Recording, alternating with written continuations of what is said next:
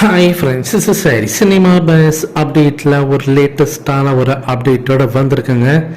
So இப்போ யோகி பாபா அவர்கள்கிட்டேருந்து டைரெக்டாக நமக்கு ஜெயிலர் செகண்ட் பார்ட்டோடைய ஒரு சூப்பரான ஒரு அப்டேட் ஒன்று கிடச்சிருக்கு.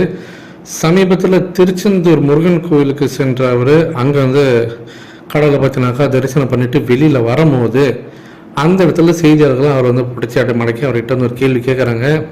ஸோ இந்த பயணம் எப்படி சார் இருந்தது அப்படின்னு சொல்லி கேட்கும்போது அவர் அந்த முருக பெருமானை வந்து தரிசித்ததெல்லாம் நல்லா இருக்குது, ரொம்ப சந்தோஷமாக இருக்குது, ஹாப்பியாக இருக்குது. நான் வந்து எப்பப்பெல்லாம் ஃப்ரீ டைம் கிடைக்குதோ அப்பப்பெல்லாம் நான் வந்து கோயிலுக்கு போயிடுவேன் அப்படின்லாம் பேசியிருந்தார். ரைட், எல்லாம் ஓகே. அந்த இடத்துல ரஜினி சார் கூட நடிக்கக்கூடிய அந்த அனுபவம் உங்களுக்கு எப்படி இருக்குது அப்படின்னு சொல்லி கேட்கும்போது இது என்ன கேள்வி, இது ரொம்ப மகிழ்ச்சியாக தான் இருக்கும். ரஜினி சார் எப்போதுமே அவர் வந்து ஒரு பாசிட்டிவ் வைப்பான ஆள், அவர் கூட இருந்தாலும் நமக்கு ஒரு எனர்ஜி எப்போதுமே கிடைக்கும், அது எப்போதுமே நமக்கு சந்தோஷத்தை தரக்கூடிய தருணம் தான் அப்படின்ற மாதிரி சொல்லிருக்காரு.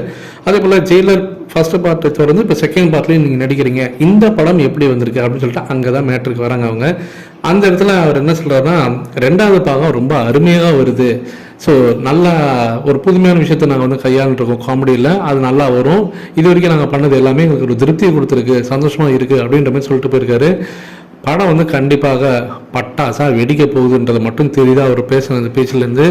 ஸோ ஃபஸ்ட்டு பார்ட்டு காட்டிலும் செகண்ட் பார்ட்டு இன்னும் பட்டாசாக தான் இருக்கும், அதில் எந்த விதமான டவுட்டும் உங்களுக்கு வேணாம்.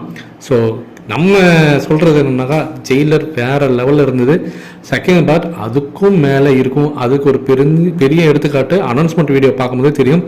ஜெயிலர் படத்தை விட இது டபுள் இம்பாக்ட் ஏற்படுத்தும் பாக்ஸ் ஆஃபீஸில் அப்படின்றது நமக்கு நல்லாவே தெரியுது.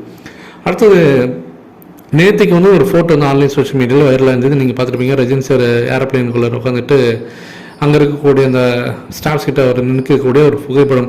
ரஜினி சார் வந்து இப்போ ஜெயிலில் செகண்ட் பார்ட் ஷூட்டிங்கில் தான் இருக்காரு. இது என்ன ஃபோட்டோ, இது எப்போ எடுத்தது அப்படின்னு சொல்லிட்டு நிறைய பேர் கேட்க ஆரம்பிச்சாங்க. சில பேர்லாம் வந்து இப்போ லேட்டஸ்ட் எடுத்த ஃபோட்டோ தான் அப்படின்றாங்க.